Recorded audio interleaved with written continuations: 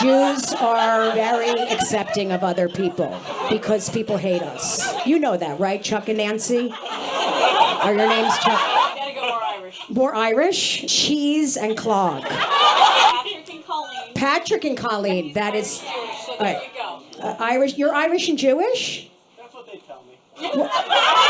Wait, you didn't get the good side of it, did you? You don't have a trust fund? No. What are the positive things that you got out of being Jewish? Is there anything positive? I don't know. That was Jewish, what you just did. I don't know. What you just did was so Jewish. It was annoying. I'm being Jewish. Colleen is laughing so hard. Is that what he sounds like in bed? Do you like it?